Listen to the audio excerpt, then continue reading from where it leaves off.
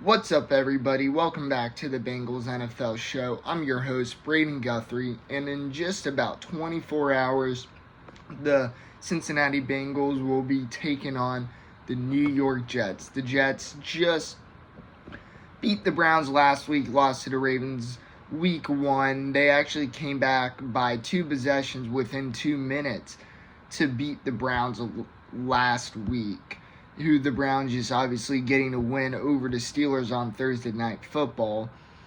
And, the Jets defense has performed really well in week 1 against the Ravens. They gave Lamar Jackson a lot of problems against the Browns. They weren't as hot. The Jets offense, Joe Flacco, saw a really nice day. I think he may have had over 400 yards, or it may have just been over 300. I'm going to actually look at that real quick as that is slipping my mind. But Joe Flacco, regardless, looked really good last week. And obviously the Bengals have played Joe Flacco plenty. They have beaten him more than once. Joe Flacco's also beaten the Bengals more than once. So it's a rivalry that both sides of the party are familiar with. The Jets offense had a lot of weapons last week. Obviously, the rookie Garrett Wilson will be somebody to look for. He didn't get a lot of snaps week 1, but he had 2 touchdowns last week, so that'll be a fun matchup. Chidobe Awuzie versus Garrett Wilson. CJ Uzomah, the former Bengal, he did not have a catch last week, I believe. And ever since CJ Uzomah left, he hasn't exactly talked highly of the Bengals. A lot of Bengals fans haven't been fond of what he said. Personally, I didn't have a problem with what he said.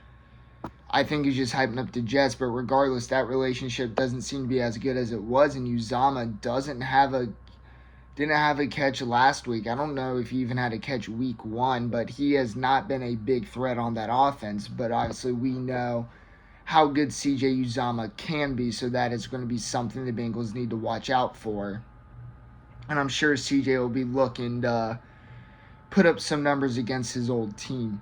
But this should be an offense the Bengals can handle. They have some good running backs in Breece Hall and Michael Carter, both of them splitting carries last week. And what the Bengals need to do is what they should have done more against Cooper Rush is load up that box, press the receivers, put the quarterback in a position where he has to throw. When they run, take it out, make them throw.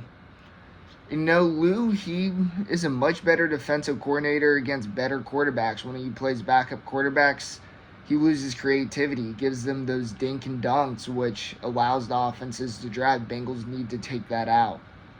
Now, kind of switching sides of the ball, the Bengals offense. Obviously, the Bengals offense has been very disappointing so far this year. We haven't seen the Joe Burrow we're used to. The offense is having more 3-and-outs. The offensive line doesn't look better. First of all, we need to see more creativity from Zach Taylor.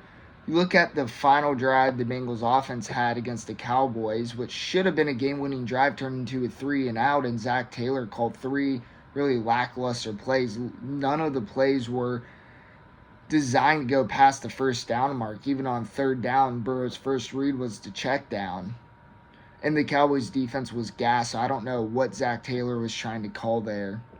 Even then, Joe Burrow had to call a timeout in the 3rd quarter to fix Zach Taylor play call, as the Cowboys were going to bring 6 and the Bengals had 5 offensive linemen.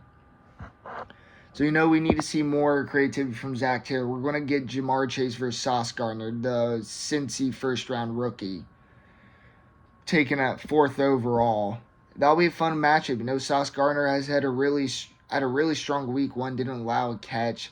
I didn't see his stats from last week, but no, Jamar Chase going against a rookie, they have to utilize that. They have to utilize T. Higgins, who should now be 100%. Last week when he got dinged up in the head, he was cleared to play last week, so I imagine he didn't have a concussion. But now that Higgins has had a full week of practice, it'll be interesting to see how he is utilized in this game.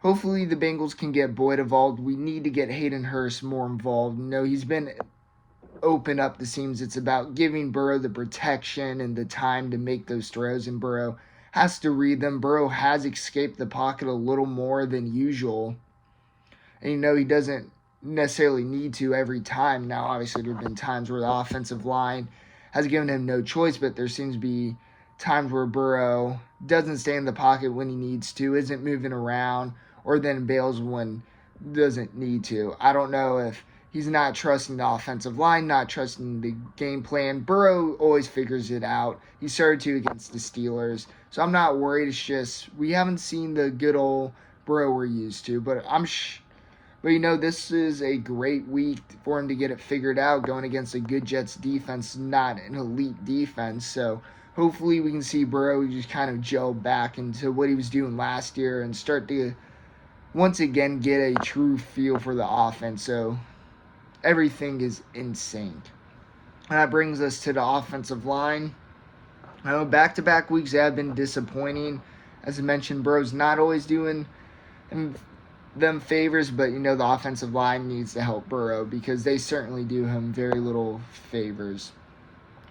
Will Collins was having some back issues during practice this week. He is cleared to play, so he will play. All starters will play. Volson, I thought, actually had a really good week last week, so it was nice to see him play the way he did. The Bengals offense line needs to play well. We haven't seen a big Joe Mixon game through 2 weeks. Maybe this is the week where Bengals offensive line figures out, gives Mixon some space to run, because when you get that run game established, makes play action easier, gives offense more freedom. Obviously, that's something that's said almost every day in the football community, but it is true. So the offensive line needs to play better this week. They need to allow Mixon be utilized and be more of a threat. It just can't be a big run here and there. And if that run game is consistent and is a threat, then Bengals offense just becomes that much scarier. That can help the offense get a push back into full gear. Anyways, guys, this is not going to be a long video. I just kind of want to talk about the game tomorrow and what the Bengals need to do. So will the Bengals break this funky, dumb streak of theirs? They are not 0-2, looking to get their first win of the season. I think it's safe to say if they don't get their first win tomorrow, then it'll be time to panic. But I think tomorrow the Bengals will get back on track. What do you guys think of the game? Think the Bengals are in a bad position? Think they break this little losing streak? Let me know in the comments. I'll see you guys next time in Who Day.